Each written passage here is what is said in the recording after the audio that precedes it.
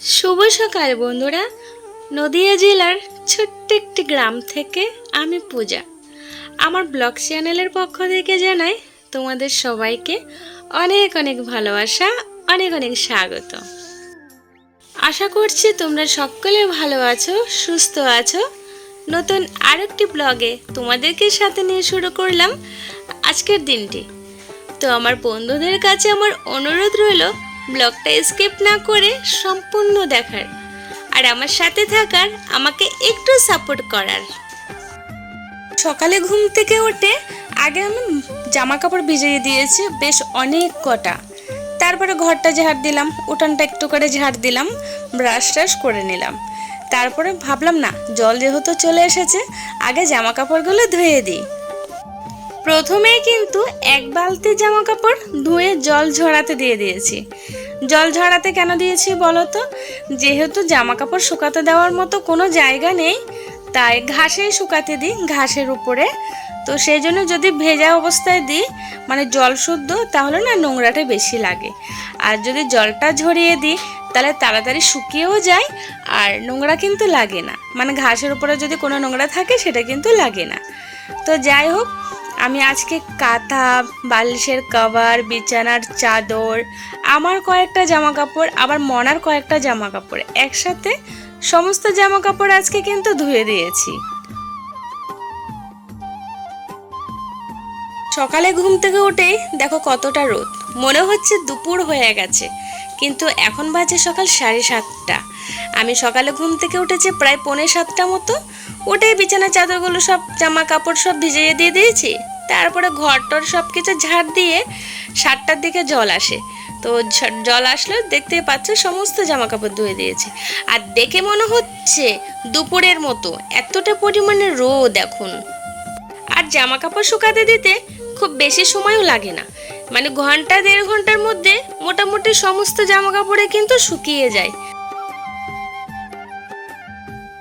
তো বন্ধুরা, জামা কাপড় ধুতে গিয়ে তো আমি পুরোটাই ভিজে গেছি, তাই ভাবলাম একবারে স্নান টান করে চলে আসি।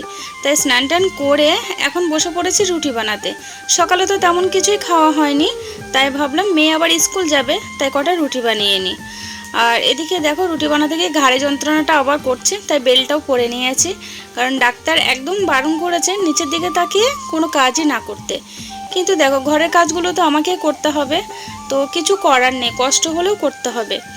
আর তার থেকে বড় কথা হচ্ছে ওষুধটা খাওয়া হচ্ছে না কয়েকদিন, তার জন্য মানে ঘাড়ে যন্ত্রণাটা বেড়েছে। ওষুধটা আবার ঠিকঠাক খাওয়া হলে ব্যথাটা কম থাকে। তো যাই হোক, রুটি বানালাম, বানিয়ে আগে মেয়েকে দিয়ে দিলাম। তো আমিও খেয়ে নিয়েছি। খেয়ে এবার রান্না করব তাড়াতাড়ি করে। আজকে রান্না করব, এই যে ঝিঙে কেটে নিচ্ছি, ঝিঙে দিয়ে আলু দিয়ে চিংড়ি মাছ রান্না করব। তো সমস্ত কিছু কিন্তু চিংড়ি মাছটা আমি গুছিয়ে রেখেছি, আর এদিকে সবজিটা কেটে সোজা রান্নাটা বসিয়ে দেবো। কারণ মেয়েকে নিয়ে যেতে হবে আবার স্কুলে, এদিকে লেট হয়ে যাচ্ছে। সকাল টাইম সমস্ত কাজ বুঝতে পারছো, সকালে একটু তাড়াহুড়োটা সবারই বেশি থাকে সমস্ত কাজকর্ম নিয়ে। তো চলো তাড়াতাড়ি রান্নাটা কমপ্লিট করি। তো বন্ধুরা, রান্নাবান্না সব কমপ্লিট করে মেয়েকে খাইয়ে দাইয়ে এখন দিয়ে আসবো স্কুলে। আর ও রেডি হয়ে গেছে, বেরিয়েও পড়েছে। তো চলো ওকে স্কুলে দিয়ে আসি। তো ওকে এখন স্কুলে দিয়ে নিয়ে আসার একটা কারণ, সেটা অবশ্যই তোমাদের সাথে শেয়ার করব। তো চলো আগে ওকে স্কুলে দিয়ে আসি, দেওয়ার পরে তারপরে এসে তোমাদের সাথে শেয়ার করব। জলের বোতল নাও, একদম বেরোবে না, ঠিক আছে? ক্লাস থেকে একদম বেরোবে না, যাও। বন্ধুরা, অপর্ণা চলে গেছে স্কুলে, আর ওর ক্লাসটা শুরু না হওয়া অবধি আমি এখানেই দাঁড়িয়ে থাকবো। কারণ হয় না অনেক সময় যে ক্লাস শুরু হওয়ার আগে বাচ্চারা বেরোয়, এদিকে ওদিকে মাঠে হাঁটাহাঁটি করে, দোকানে যায়। তো সেজন্য আমি দাঁড়িয়ে থাকবো। তো যখন ওর ক্লাসটা বসে যাবে, স্যার ম্যাম ঢুকে যাবে, তখন আমি বাড়ি চলে আসবো। বাড়িতে এসে লেগে পড়লাম কাজে, কারণ সকালে তো তাড়াহুড়ো করে আজকে সমস্ত কাজ করতে পারিনি। রান্নাবান্নাটা কমপ্লিট হয়ে গেছে, ঘরের বাকি কাজগুলো হয়েছে, শুধু বিছানাটাই গোছানো হয়নি। কারণ বিছানার চাদরটা ধুয়ে দিয়েছি আর বালিশের কাভারটা আবার সবে ধুয়ে দিয়েছিলাম, কেচে দিয়েছিলাম, তোমরা দেখেছো।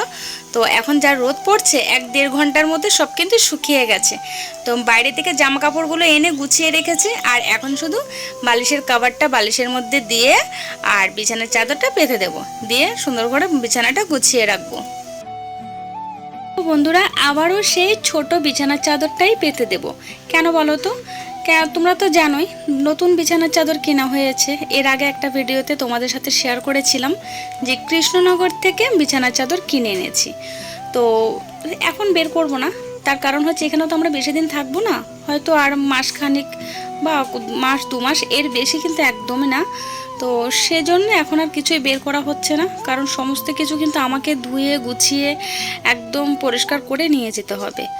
তো সেজন্য এখন কোনো বিছানা চাদর এখন বের করব না। একবার যখন নতুন কোনো বাড়িতে যাব, আবার ভাড়া আর কি, তো তখন একবারে বের করব। এখন যা আছে তা দিয়েই আপাতত চালিয়ে নেব। এদিকে দেখো, আবার বসে পড়লাম আরেকটা কাজ নিয়ে।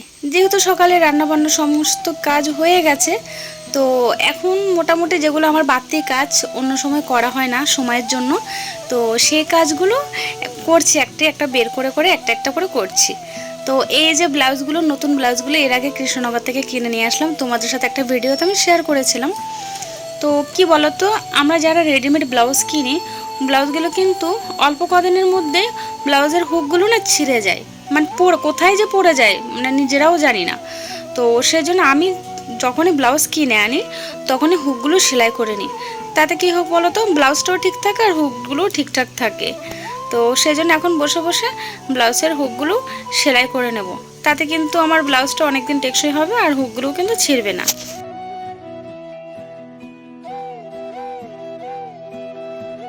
তো বন্ধুরা, যে কথাটা তোমাদের সাথে সকালে শেয়ার করতে চেয়েছিলাম, যে মেয়ে তো এতদিন একা একা স্কুলে গেছে, এখন থেকে আমি কেন মেয়েকে একা নিয়ে মানে আমি নিয়ে যাচ্ছি আবার নিয়ে আসবো, এটা কেন করছি। তো প্রথমত তোমাদের সাথে শেয়ার করি, চারিদিকে যা পরিস্থিতি, যা শুনছি, ওগুলো শোনার পরে মাথা কিন্তু আমাদের মতো মাদের অন্ততপক্ষে ঠিক নেই। এতদিন আমরা কি বলতো, ছোটবেলা থেকে শুনে এসেছি ছেলে ধরা, এই কথাটা, এই শব্দটা আমরা শুনে এসেছি। তো এটা যে কতটা খারাপ, কতটা জঘন্য, মানে নিজের চোখে হয়তো না দেখলে আমরা বিশ্বাসই করতে পারতাম না। আমরা এইটুকু আমাদের এতটা ধারণা ছিল না যে ছেলে ধরা জিনিসটা কি, ছেলে বাচ্চাদেরকে হয়তো চুরি করে নিয়ে যায়, এরপরে কি করে আমরা কখনো ভেবেই দেখিনি। আসলে কি বলতো, আমার কাছে 2 দিন আগে একটা ভিডিও এসেছে, ভিডিওটা যদি তোমাদের সাথে শেয়ার করতে পারতাম তাহলে কি বলতো, তোমরা হয়তো বুঝতে পারতে ভালো করে। কিন্তু আমি ভিডিওটা তোমাদের সাথে শেয়ার করব না। কেন বলো তো? ওই ভিডিওটা দেখার পরে আমি অন্তত ভাত খেতে পাচ্ছি না, এতটা পরিমাণে কষ্ট হচ্ছে যে ভিডিওটা দেখার পর থেকে সেদিন তো আমি পুরো দিন রাত চোখের জল আটকাতে পারিনি, এতটা পরিমাণে কষ্ট হচ্ছিল। পৃথিবীতে আমরা কত খারাপ মানুষ দেখেছি, কিন্তু সত্যি মানুষ এরকমও আছে। বাচ্চাদেরকে চুরি করে নিয়ে গিয়ে তারপরে তাদেরকে একদম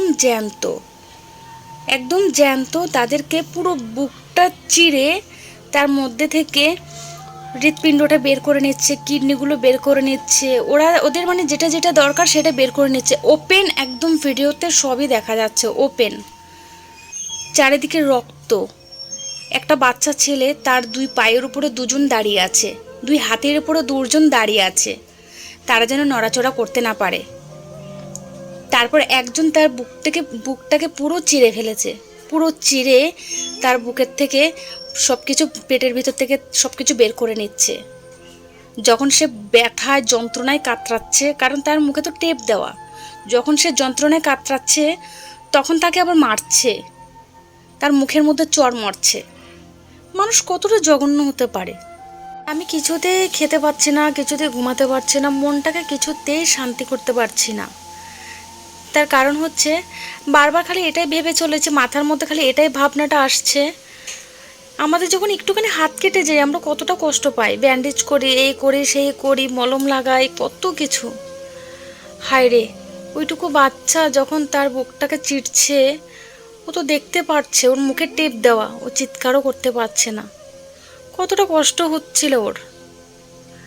তখন মনে হচ্ছিল যে পৃথিবীতে যত কষ্ট আছে তার থেকে বেশি কষ্ট হচ্ছে ওর। ওর কষ্টের কাছে আমাদের জীবনে আমাদের অনেক কষ্ট, আমাদের প্রত্যেকটা মানুষের জীবনে কষ্ট, ওর কষ্টের কাছে আমাদের কষ্ট কিছুই না।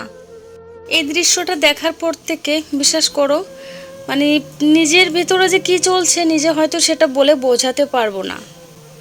তো একটা আতঙ্কের মধ্যে আমরা সবাই আছি, কারণ চারিদিকে এখন শোনা যাচ্ছে ছেলে ধরা, মানে সন্ধ্যাবেলা বা দুপুরবেলার দিকে যদি কোনো বাচ্চা হেঁটে যায় বা কোথাও একা পায় তাদেরকে সোজা ধরে একদম গাড়ি, ওদের তো সব কিছু রেডি, কারণ ওরা এই কাজগুলোই করছে, একদম ডাইরেক্টলি নিয়ে চলে যাচ্ছে।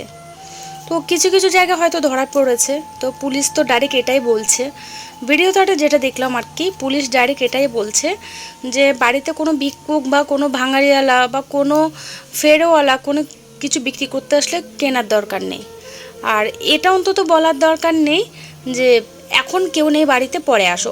আমরা অনেক সময় যখন ভিক্ষুক আসে আমরা বলি এখন বাড়িতে কেউ নেই পরে আসো, তো ডাইরেক্টলি পুলিশ এটাই বলছে এটা যেন কোনো করে নাই বলে যে বাড়িতে এখন কেউ নেই। তো যাই হোক, আমার এটুকুই বলার ছিল। বিশ্বাস করো এতটা আতঙ্কে আছি যে প্রথম তো 2-3 দিন মেয়েকে স্কুলে পাঠাইনি, তারপরে এখন মেয়েকে আমি দিয়ে আসবো নিয়ে আসবো, যেদিন পারবো দিয়ে আসবো নিয়ে আসবো, যেদিন আমি পারছি না সেদিন বাড়িতে থাকবে, বাড়িতে বসে পড়বে। কি করবো, এর থেকে বেশি কি করতে পারি বলো আমরা? তো একদম স্কুলটাও বন্ধ করা যাচ্ছে না যেহেতু সামনে পরীক্ষা, আবার একদম মানে যতটা পারবো স্কুলে দিয়ে আসবো নিয়ে আসবো, সেটা তো অবশ্যই তোমাদের সাথে শেয়ার করব। তো তোমরাও প্লিজ তোমাদের বাচ্চা কাচ্চাকে তোমাদের আশেপাশে একটু চোখে চোখে রেখো, একটু চোখে চোখে রেখো, শুধু এটুকুই তোমাদের সাথে শেয়ার করার ছিল। তো বন্ধুরা এখন সন্ধ্যা টন্ধা দিয়ে মনার চুলটা আঁচড়ে দিয়েছে, চুলটা বেঁধে দিয়ে এখন যাচ্ছি নাচের ক্লাসে। আজকেও নাচের ক্লাস আছে, তো চলো ওখানে গিয়ে ভিডিওটা স্টার্ট করছি।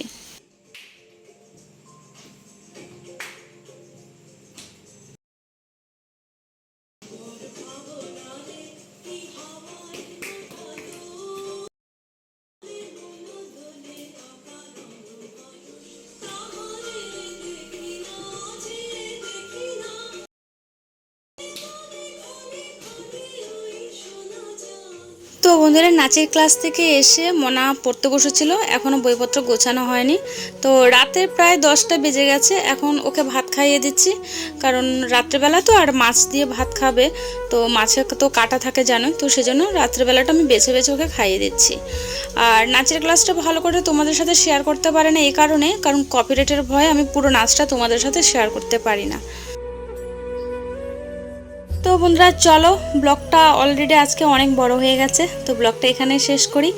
আর যারা আমার নতুন বন্ধু হয়ে আজকে আমার ব্লগটা দেখেছো তাদেরকে অসংখ্য ধন্যবাদ আমার ব্লগটা দেখার জন্য। আর যারা অলরেডি আমার পুরনো বন্ধুরা আমার ব্লগটা দেখেছো তাদেরকে তো অসংখ্য অসংখ্য ধন্যবাদ, এমনিতেই সবসময় আছে। তো সবাইকে একটা কথাই বলার আছে, সবাই সবার বাচ্চাদেরকে দেখে শুনে রেখো প্লিজ, চোখে চোখে রেখো। তো চলো ব্লগটা আজকে এখানেই শেষ করি। আর হ্যাঁ, ব্লগটা কেমন হয়েছে সেটা কিন্তু অবশ্যই কমেন্টে জানিও। তো চলো দেখা হবে নতুন কোনো ব্লগে, ততক্ষণের জন্য সবাই সুস্থ থেকো, ভালো থেকো। তো চলো সবাইকে টাটা।